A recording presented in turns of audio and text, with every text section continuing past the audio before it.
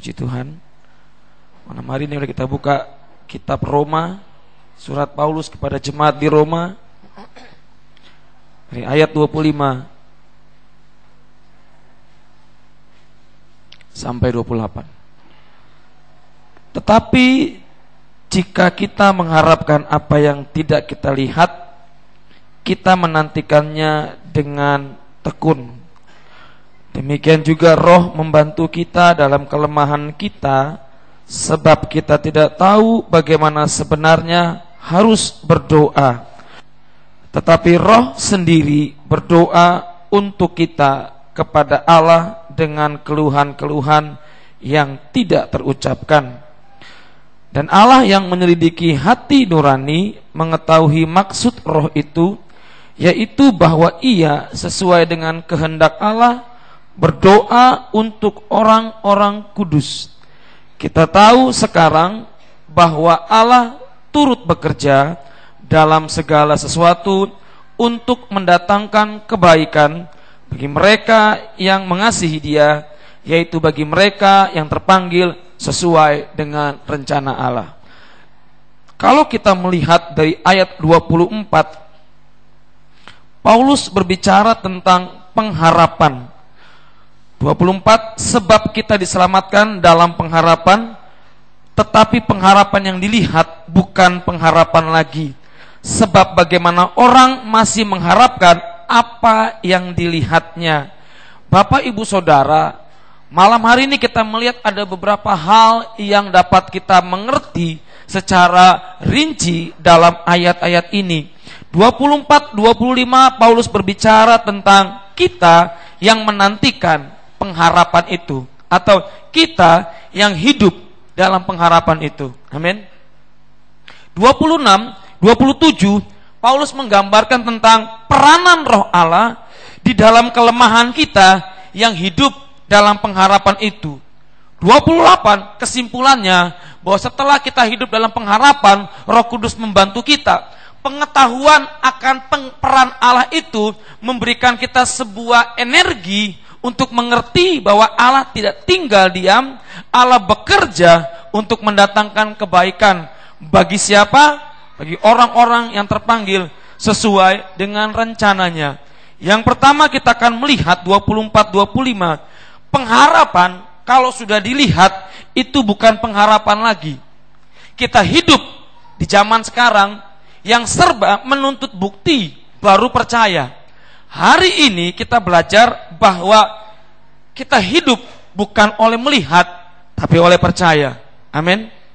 Kita hidup bukan oleh melihat, tapi oleh percaya. Amin. Sebab itu kita masih ada dalam sebuah kondisi yang selalu berharap kepada Tuhan. Karena kita hidup dalam sebuah pengharapan, kita menantikan sesuatu yang belum kita lihat. Jadi ada sebuah missing link bagaimana kita bisa tetap berharap kepada sesuatu yang tidak kita lihat dalam kondisi yang tidak memungkinkan untuk kita berharap. Kalau kita melihat isme-isme di dunia ini kebanyakan mengajarkan hidup baik. Tapi kalau kita melihat hari ini aliran-aliran itu membuat kita seperti terjebak dalam sebuah kondisi hedonis. Apa itu hedonis? Segala sesuatu yang membuat kita merasa senang, hidup senang. Yang penting kita diuntungkan. Hedonis adalah gaya hidup yang egosentris, gaya hidup yang berpusatkan pada diri kita. Dan ketika kita berkata diri kita lebih utama dari segala sesuatu, maka yang menjadi patokan kita untuk menilai segala sesuatu adalah kita. Perhatikan baik-baik. Ketika kita mulai menjadikan diri kita sebagai pusat segala sesuatu, ini kan humanis ya. Standarnya itu penilaian kita. Apa kata kita benar, itu benar. Nah, ketika kita mulai menjadikan diri kita sebagai pusat segala sesuatu, sebagai standar segala sesuatu, maka kita harus tahu bahwa penilaian kita akan menjadi sebuah titik tolak untuk kita melangkah. Pengetahuan yang kita miliki akan menjadi sebuah dasar untuk kita menilai segala sesuatu. Apa yang ada dalam pikiran kita, otak kita, hati kita yang merupakan akumulasi dari pengalaman, masukan-masukan dari banyak sumber akan menjadi sebuah pengetahuan yang akhirnya akan menjadi sebuah dasar untuk kita menilai segala sesuatu. Amin. Paham sampai di sini? Sebab itu, orang yang hidup dalam pengharapan, dia tidak bisa mengisi hidup pikiran jiwa rohnya dengan segala sesuatu yang tidak bisa menilai pengharapan itu dari sudut pandang Allah. Saudara gak akan bisa hidup dalam Tuhan kalau engkau masih pakai standar dunia. Karena standar dunia tidak bisa menjangkau pikiran Allah. Amin. Sampai di sini nangkap? Artinya apa? Ada sebuah titik tolak untuk kita memahami bahwa hidup dalam pengharapan kepada Tuhan merupakan sebuah hidup yang suka atau tidak suka harus dipimpin oleh Allah. Amin. Karena Allah mengajar kita untuk percaya sebelum melihat. Jaminannya apa? Allah sendiri. Tentu ini bertentangan dengan pola pikir dunia yang percaya sesudah melihat. Jaminannya apa? Karena saya sudah melihat. Perhatikan baik-baik perbedaannya. Kalau Allah berkata, jadi kita harus percaya walaupun kita belum melihat. Jaminannya apa? Siapa? Tapi kalau dunia berkata, percaya karena sudah melihat, jaminannya apa? Karena kita sudah melihat. Nah, dua titik tolak ini seringkali menjadi sebuah pergumulan dalam kehidupan kita. Satu sisi kita masih manusia yang suka atau nggak suka, otak pikiran jiwa kita akan terorganisir untuk menilai segala sesuatu berdasarkan pengalaman kita. Dan pengalaman kita mengajarkan bahwa aku melihat baru percaya. Sementara standarnya Tuhan berkata, percaya dulu baru melihat. Hidup dalam pengharapan adalah percaya dulu baru melihat. Dan di sini terjadi sebuah konfrontasi antara otak, pikiran, pengalaman dengan suara Allah. Satu sisi kita ingin mengandalkan Tuhan, sisi lain kita meragukan Tuhan di saat segala sesuatu yang Dia katakan belum tergenapi sesuai perhitungan kita. Ini yang terjadi. Sehingga kekecewaan demi kekecewaan yang kita hadapi membuat kita menjadi tawar hati sama Tuhan. Padahal kalau kita memahami Tuhan, Dia tidak seperti itu. Yang pertama, hidup dalam pengharapan tidak bisa tidak harus hidup dalam standarnya Tuhan. Saudara, kita nggak akan bisa tetap berharap kalau kita hanya punya pola pikir standar dunia. Karena penilaian dunia itu tergantung bagaimana kita memahami segala sesuatu berdasarkan pengalaman kita. Tapi penilaian Allah, bagaimana kita menilai segala sesuatu berdasarkan apa kata Allah. Amin. Sebab itu kekecewaan itu terjadi ketika segala sesuatu yang kita nilai itu tidak sesuai dengan kemauan kita dan kita mulai meragukan Allah yang firman-Nya kita baca dan kita dengar. Paulus berkata, tetapi jika kita mengharap apa yang tidak kita lihat, kita menantikannya dengan tekun. Kata-kata tekun ini nanti akan berhubungan dengan doa. Hal yang pertama, saya tegaskan tadi secara singkat, bahwa hidup dalam pengharapan itu harus hidup dalam standarnya Tuhan. Kita nggak bisa hidup percaya, tapi iman kita tidak bersandarkan pada percaya pada Tuhan. Amin. Saudara, kita ini hidup dalam kepercayaan pada Tuhan. Siapa yang percaya Yesus akan datang yang kedua kalinya? Boleh angkat tangan? Amin. Pertanyaan saya, siapkah kita? Saya ingin ulangi lagi. Siapa yang percaya bahwa malam hari ini Yesus akan datang yang kedua kali? Bukan 2012, percaya datang? Oke. Jujur, yang nggak percaya nanti nggak diangkat, saya nggak tanggung jawab. Yang percaya angkat tangan. Siapa yang percaya engkau layak masuk surga?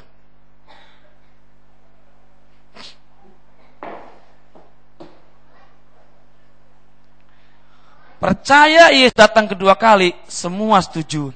Tapi percaya engkau masuk surga, banyak yang ragu-ragu. Katanya kita hidup dalam pengharapan, tapi kenapa kita ragukan sebuah janji Tuhan untuk kita? Artinya ada sebuah yang salah di dalam pengiringan kita pada Tuhan, hingga kita nggak berani jamin bahwa kita pasti masuk surga. Ngerti nggak? Saya suka dengan acara Kick Andy. Kick Andy cerita tentang AA Jimmy dengan AA Jimmy dengan AA Gim. Kick Andy bilang seperti ini. AA Jimmy itu yang imitasinya AA Gim, ketika ketemu AA Gim itu gemetar. Apa kata statement Andi Noya? Mungkin kalau orang banyak dosanya seperti itu ya, gemetar ketika bertemu dengan kebenaran. Nah, pertanyaan saya seperti tadi ini saya kaitkan dengan statement Kick Andy. Kalau kita percaya Yesus akan datang kedua kali, berarti itu berita sukacita buat kita, amin. Yang hari ini meratap, berdoa, menangis, mengeluh karena keadaan yang kita hadapi menyakitkan, seharusnya semua itu akan bermuara pada sukacita ketika dia datang, amin. Tapi kenapa kita ragu bahwa kita akan masuk surga? Berarti ada sesuatu yang kita lakukan yang belum memenuhi standar Tuhan, hingga pengharapan kita kepada Tuhan kita ragu. Paham sampai di sini? Coba tanya kiri kananmu. Kira-kira belum. Kalau Tuhan datang, kok diangkat gak?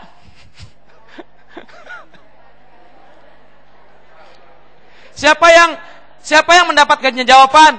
Yakin, pasti diangkat. Boleh angkat tangan? Wah. Siapa yang mendapat jawaban? Diam. Boleh angkat tangan? Siapa yang nggak nanya? Saya suka interaktif. Artinya apa gini loh saudara? Saya kaitkan dengan tadi. Kita kan hidup dalam pengharapan. Pengharapan tuh kita menantikan sesuatu yang pasti terjadi, walaupun belum hari ini. Amin. Amin. Dan kuncinya itu iman. Amin. Iman itu bukan sekedar hanya percaya, tapi dasarnya firman. Artinya apa? Jaminannya siapa? Tuhan. Ya enggak? Jaminannya Tuhan. Artinya kita harus percaya pada Tuhan, baru kita punya iman. Betul enggak? Betul enggak? Kita punya iman. Nah sekarang ketika Tuhan akan datang kedua kali, kita aminkan. Amin. Semua senang. Yang belum nikah, yang nikahnya susah, senang. Karena di situ muara dari semua kesusahan. Tapi ketika ditanya, apakah engkau yakin ke surga? Semua bingung. Kenapa? Karena ada sesuatu yang salah dalam hidup kita, hingga kita tanda tanya besar. Apakah Tuhan akan mengangkat diriku? Artinya apa? Saya simpulkan, selama ini kita hidup dalam pengharapan, tapi belum mencapai standarnya Tuhan. Setuju? Kita bermain premis, bermain logika. 1 tambah 1 sama dengan 2. 2 kurang 1 sama dengan 1. Setuju kan? Tadi saya katakan statementnya, orang kalau mau hidup dalam pengharapan, dia harus hidup dalam standarnya Tuhan. Ya enggak?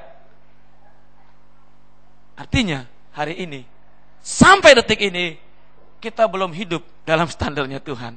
Sehingga kedatangan Tuhan yang kita percayai, sekali juga kita takuti. Ya enggak? Buktinya apa?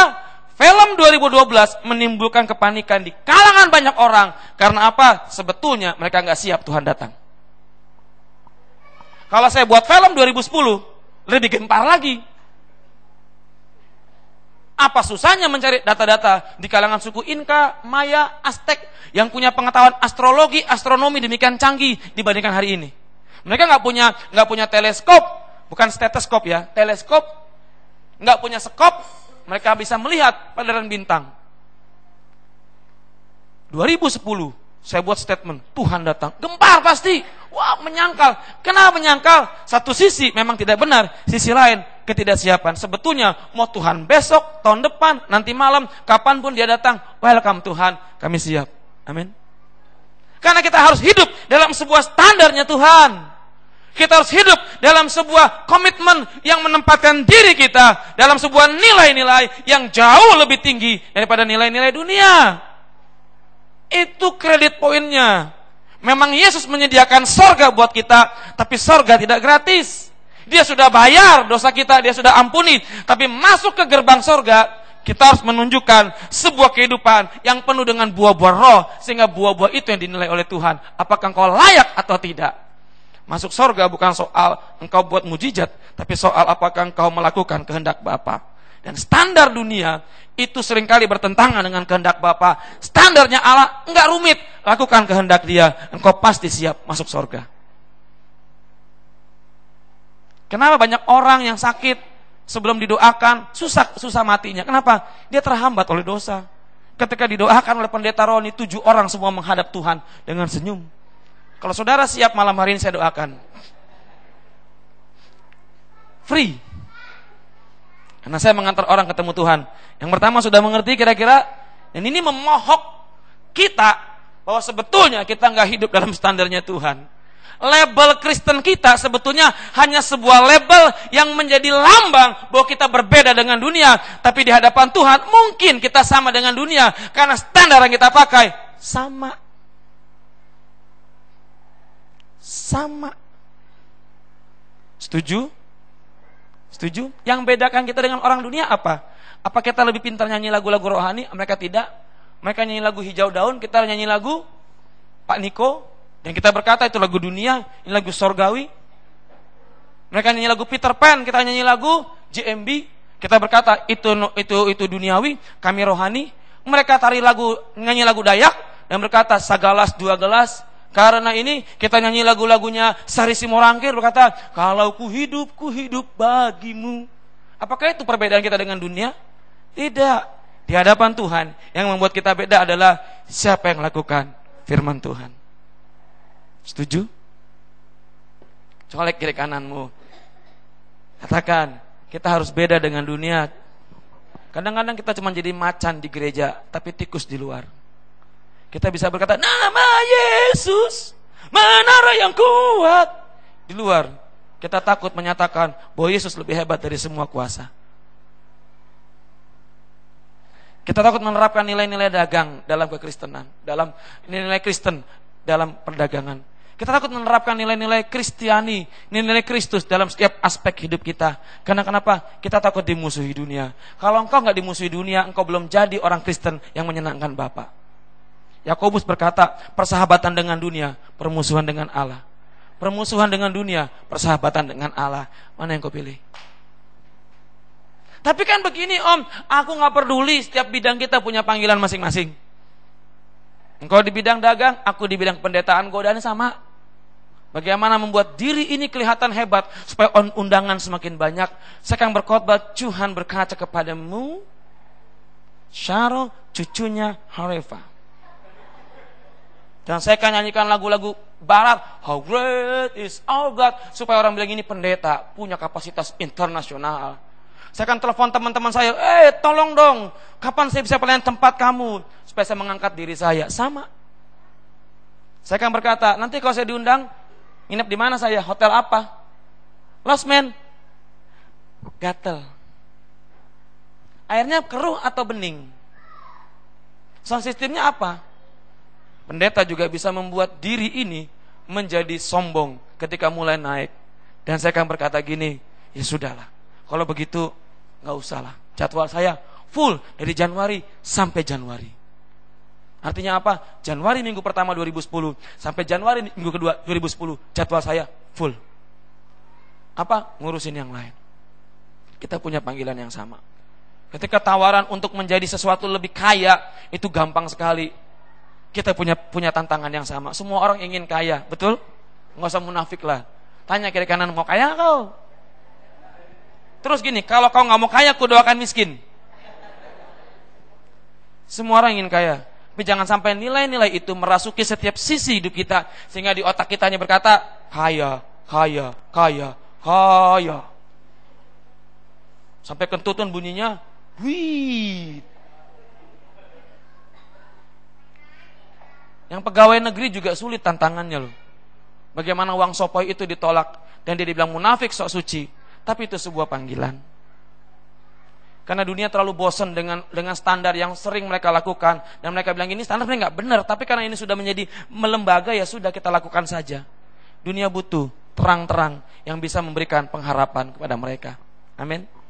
Saudara gak usah protes pada saya, Om, tapi kan kami gini-gini. Iya, kita punya panggilan yang sama. Kau mau jadi pendeta boleh. Aku jadi tukang. Jadi pendeta juga punya beban berat. Jadi pedagang juga punya beban berat. Semua punya beban. Engkau jangan berkata bebanku paling berat. Kita punya beban sama-sama berat. Jangan sombong beban paling berat. Kan kadang-kadang saya merasa bebanku paling berat. Bebanku lebih berat. Akhirnya kita sombong dengan beban-beban kita. Dan Tuhan bilang gini, itu orang-orang yang sombong dengan masalahnya. Orang seperti ini gak akan pernah dijawab pergumulannya. Karena apa? Dia membesarkan masalahnya, mengecilkan Tuhannya. Ya enggak? Harusnya membesarkan Tuhannya, mengecilkan masalahnya. Orang seperti ini susah ditolong karena udah pede. Tuhan, masalahku paling berat. Datang Yesus. Bapak dia ngomong apa? Nah, dia bilang masalah dia paling berat. Aku mau ketemu dia. Pernah disalib? Belum. Jangan sok. Pernah dihianati oleh murid-muridmu? Belum. Jangan sok. Pernah disiksa? Belum. Jangan sok. Masalahmu kecil. Amin. Salah satu kesombongan orang Kristen adalah menganggap dirinya punya masalah paling berat. Kalau konseling, kayaknya masalah ini gak terselesaikan. Engkau menutup sebuah pintu berkat dan mujizat. Itulah standar manusia. Selalu menilai berdasarkan penilaian dia. Belajarlah menilai dari sudut pandang Allah. Colek kiri kananmu, beratnya masalahmu. Kalau berat, gua doain makin berat. Yang pertama, hidup dalam pengharapan Tuhan itu harus berstandarkan standarnya Tuhan. Yang kedua, 26-27, ini ayat yang membongkar kebodohan kelemahan kita. Perhatikan baik-baik. Demikian juga Roh membantu kita dalam kelemahan kita, sebab kita tidak tahu bagaimana sebenarnya harus berdoa. Ini statement sebetulnya buat kita, ini menelanjangi kita. Kenapa? Tuhan memberikan sebuah hidup pengharapan. Nah, Tuhan mengingat seperti ini. Kalau kita hidup dalam pengharapan, standarnya Tuhan. Amin. Doanya pun harusnya berstandarkan doa yang sesuai dengan Tuhan. Karena kenapa? Kita harus menjaga hati pikiran kita agar doa yang kita naikkan tidak menyimpang ke kiri ke kanan. Supaya apa? Doa tersebut dapat memberkati kita. Ayat ini seringkali ditafsirkan oleh orang karismatik secara gampang.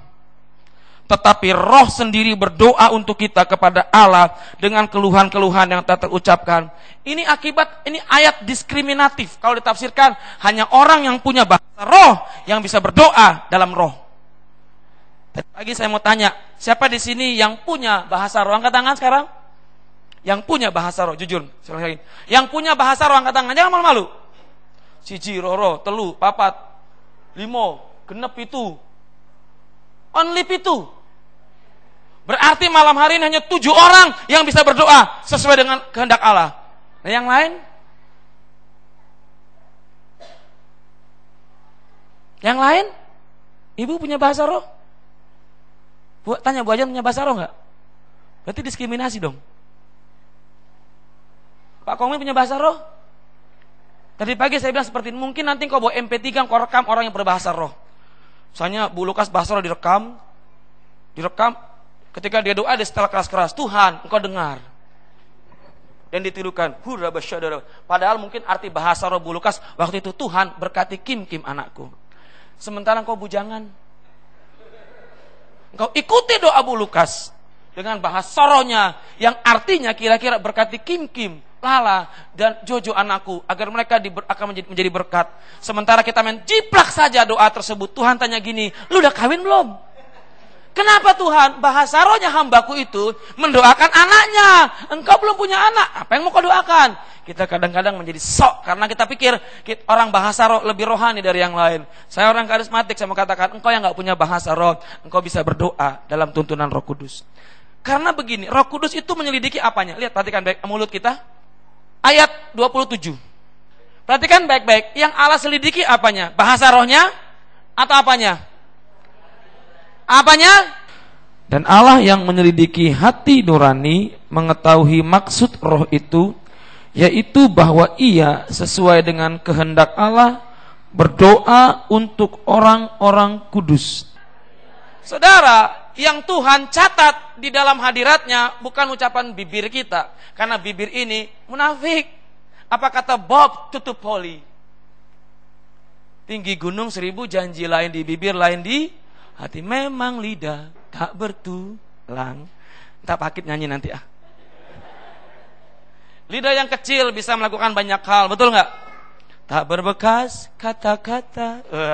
Tinggi gunung 1000 janji, lain di bibir, lain di hati. Nah kadang-kadang kita harus jujur, pujian doa kita semuanya banyak kan lewat sini. Hati kita beda. Kalau Tuhan membaca ini, hari ini kita mati semua. Ingat dalam doa yang Tuhan baca apa? Hati nurani. Kok takut-takut? Apa? Hati nurani. Artinya apa? Engkau yang gak punya bahasa roh, kalau doamu tulus sama Tuhan, Tuhan mencatat isi hatimu yang paling dalam, itu yang Tuhan catat. Hati nurani dalam teks bahasa Dayak Ibannya itu sunaidesis. Itu merupakan sebuah saluran untuk kita berhubungan dengan Tuhan. Allah bicara kepada kita lewat hati nurani. Sebab itu jangan pernah mencoba berdoa seperti ini. Bicaralah Bapa.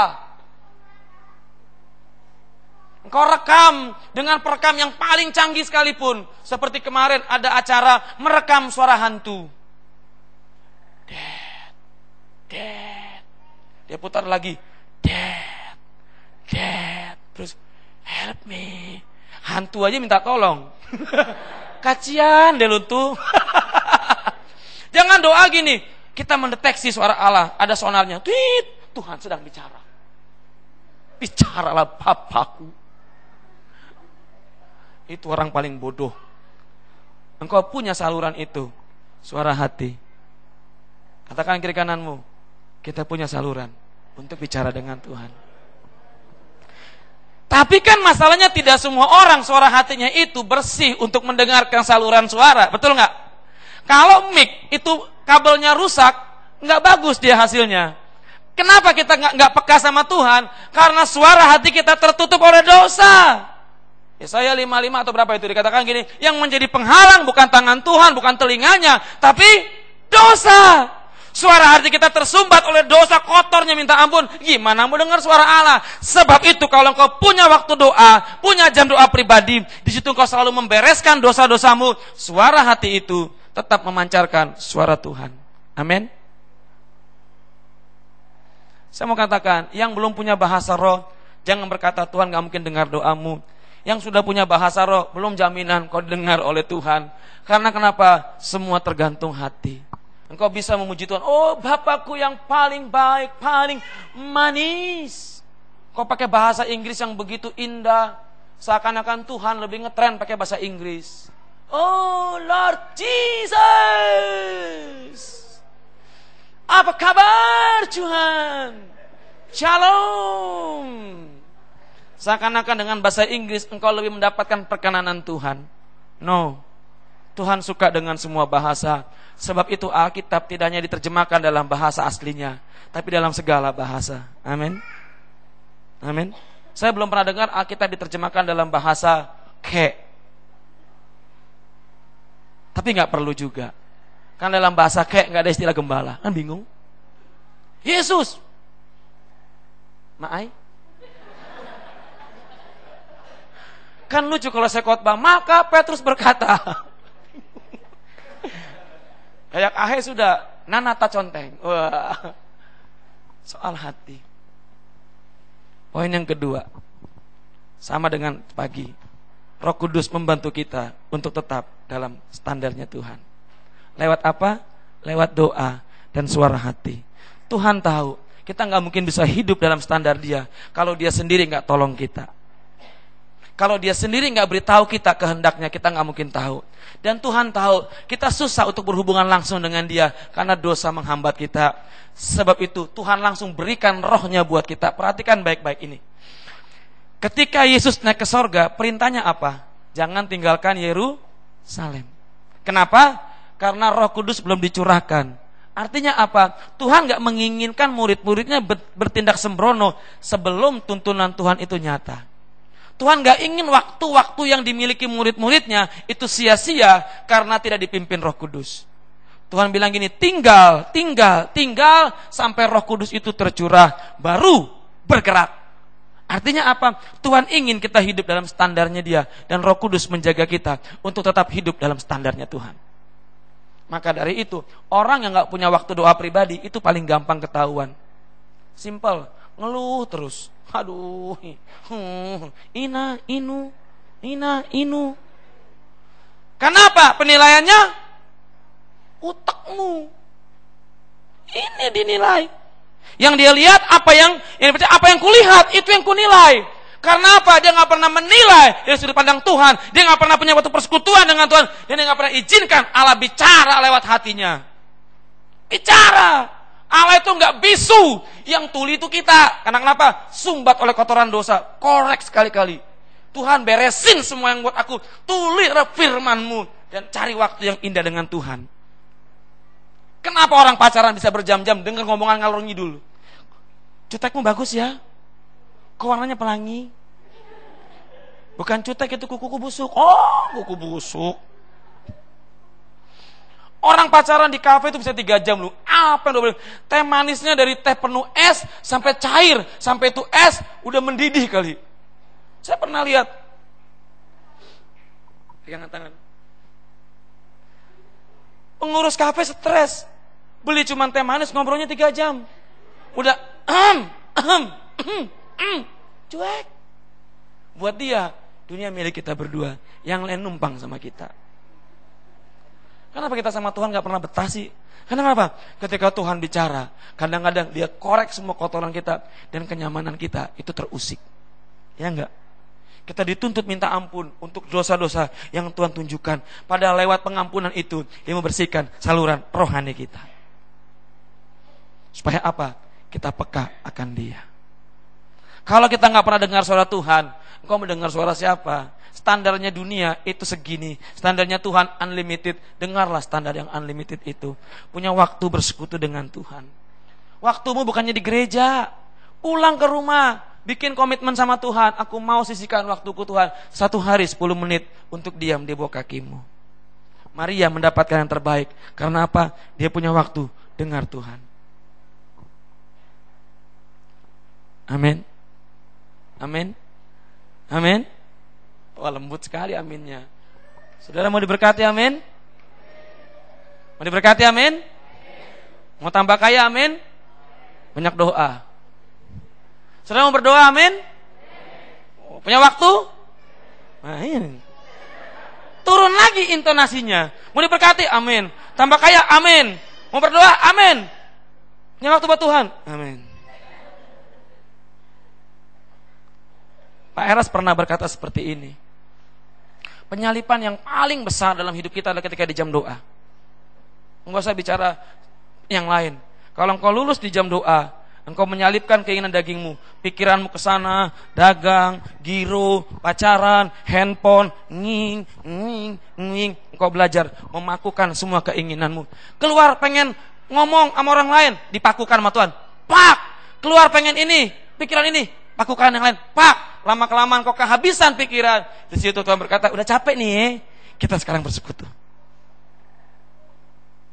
Kenapa orang-orang karismatik kalau doa perlu nyanyi? Di situ engkau belajar membuat saluran dengan Tuhan. Amin. Nyanyi membuat engkau konsentrasi pada lagu itu.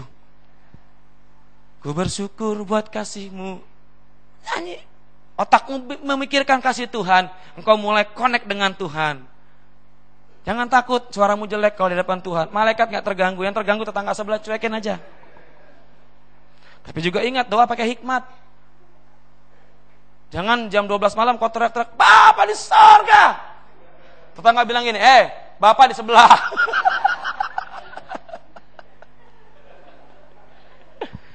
Kenapa saya getol ngomong masalah doa? Saudara, jangan ngaku orang Kristen kalau kau gak punya waktu doa. Titik. Kita bisa cari duit tanpa kenal lelah. Pagi jadi sore, sore jadi malam. Duit terus, otak kita duit terus. 10 menit buat Tuhan itu menyegarkan 1 hari jiwamu. Amin. Saya merasakan itu pribadi. Kadang-kadang di waktu teduh dengan Tuhan itu semua capek, jengkel, sakit hati, itu semua dilarutkan Tuhan oleh air sorgawi. Dan saya berkata gini, enak Tuhan. Dan lagu Tak Gendong itu mengalir. Dan saya bayangkan Yesus menggendong Roni yang kecapean menjalani hidup. Yesus berkata, tak gendong.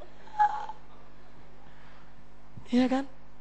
Saya bisa ngomong seperti ini karena saya punya waktu dengan Tuhan dan saya akrab dengan Tuhan. Saudara, kenapa nggak pakai satu idiom tertentu dengan Tuhan? Kalau engkau sungkan panggil dia Tuhan, panggil dia bos, majikan, babe, malam be, aku datang lagi be.